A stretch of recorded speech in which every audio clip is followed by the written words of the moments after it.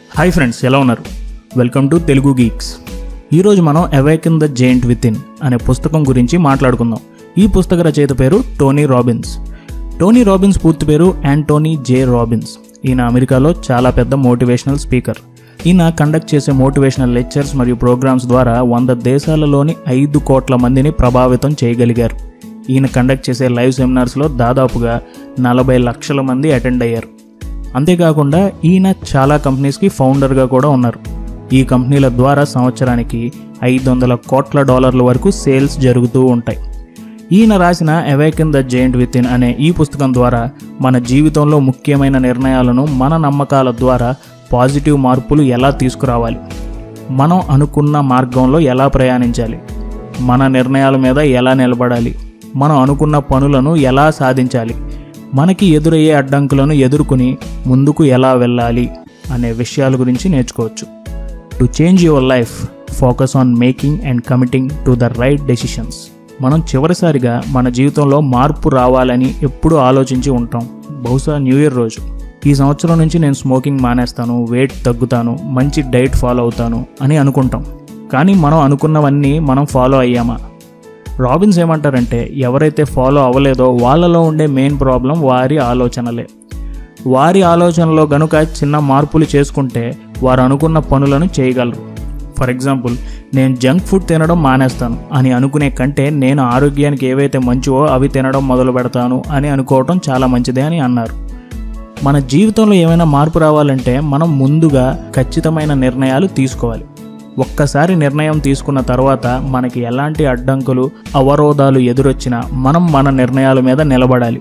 మనం తీసుకునే నిర్ణయాల మీద మనకి ఖచ్చితమైన క్లారిటీ ఉంటే మనకి ఎలాంటి అవరోధాలు ఎదురైనా దానికి ఎదురుగా నిలబడే శక్తి మనకి ఉంటుంది.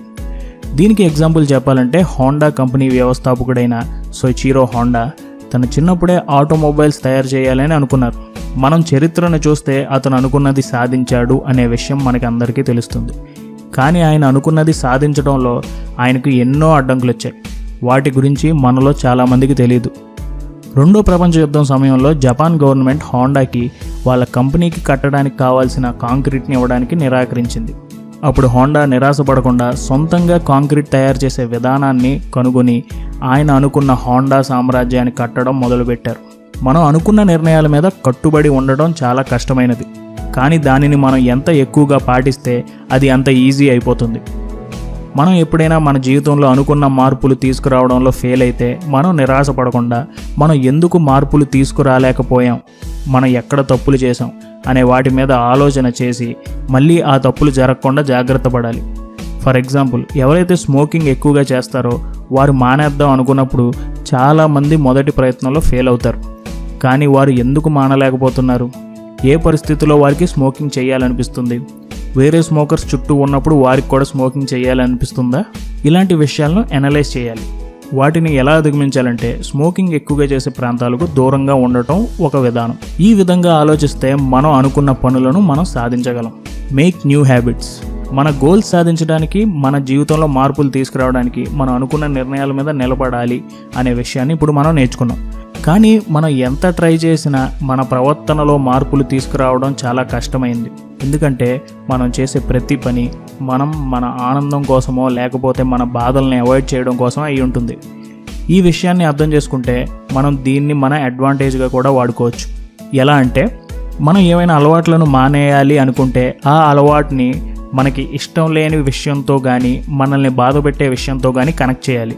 ఫర్ ఎగ్జాంపుల్, మనం చాక్లెట్ తినడం మానేయాలి అనుకుంటే మనం చాక్లెట్ తినే ప్రతిసారి మనకి చిరాకు వచ్చే పాటతో కనెక్ట్ చేయమని టోనీ రాబిన్స్ రాశారు. అంటే మనం చాక్లెట్ తినే ప్రతిసారి ఆ పాటను మనం పాడాలి. అప్పుడు ఆటోమేటిక్గా మన బ్రెయిన్ మనం చాక్లెట్ తిన్న ప్రతిసారి పాట పాడటం వల్ల అన్కంఫర్టబుల్గా ఫీల్ అవుతుంది.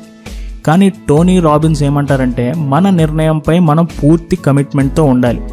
ఎలాగంటే, మనం ఒక బర్త్డే పార్టీలో ఉన్నప్పుడు చాక్లెట్ కేక్ తినాల్సి వస్తే మనం అందరి ముందు పాట పాడాలి, లేకపోతే తినడం అయినా మానేయాలి. ఇలా గనుక మనం చేయగలిగితే నెమ్మదిగా మన అలవాట్లను మార్చుకోగలం. మన అలవాట్లలో మార్పు తీసుకురావాలంటే మనం వేరే కొత్త అలవాట్లను అలవర్చుకోవాలి. ఫర్ ఎగ్జాంపుల్, మన డైట్లో నుంచి జంక్ ఫుడ్స్ తీసేయాలి అనుకుంటే దానికి ఆల్టర్నేటివ్గా ఒక హెల్దీ హ్యాబిట్ను అలవర్చుకోవాలి. అంటే మనకి జంక్ ఫుడ్ తినాలి అని అనిపించిన ప్రతిసారి మనకు నచ్చిన ఫేవరెట్ ఫ్రూట్ లేకపోతే మనకి ఇష్టమైన గేమ్ ఆడటం లాంటివి ఏదో ఒకటి చేస్తూ ఉండాలి. అలా చేయటం వల్ల మీకు వచ్చే లాభాలను మీరు ఇమాజిన్ చేసుకుంటూ ఉంటారు. ఫర్ ఎగ్జాంపుల్, మీరు జంక్ ఫుడ్ మానేయటం వల్ల మీకు నచ్చే మీ జీన్స్ ప్యాంట్ మీకు ఫిట్ అవుతుంది అనే ఆలోచన మొదలు పెట్టాలి. ఈ టెక్నిక్ చాలా బాగా పనిచేస్తుందని, దీనివల్ల చాలామంది వారి అలవాట్లు మార్చుకున్నారని టోనీ రాబిన్స్ రాశారు. దీని మీద ఒక సైంటిఫిక్ స్టడీ కూడా ఉంది. అందులో రీసెర్చర్లు ఎవరైతే డ్రగ్ ఎడిక్ట్స్ ఉన్నారో వారికి ఉన్న డ్రగ్ అలవాట్లను వేరే మంచి అలవాట్లతో రీప్లేస్ చేసి, అంటే కొత్త రిలేషన్షిప్ మొదలు పెట్టడం లేకపోతే కొత్త హాబీ మొదలు పెట్టడం లాంటి అలవాట్లతో రీప్లేస్ చేసి వారిని డ్రగ్ ఎడిక్షన్ నుంచి బయటపడేశారు. ఇక్కడ మెయిన్ పాయింట్ ఏంటంటే, మనకి ఏమైతే అన్హెల్దీ అలవాట్లు ఉన్నాయో వాటిని గమనించి హెల్దీ అలవాట్లతో రీప్లేస్ చేయాలి. ఇలా చేయగలిగితే మనం మన అలవాట్లలో మార్పులు సులభంగా తీసుకురావచ్చు. మీరేమనుకుంటున్నారు? మీకున్న బ్యాడ్ హ్యాబిట్స్ ఏంటి? వాటిని ఎలా అధిగమిద్దాం అనుకుంటున్నారు?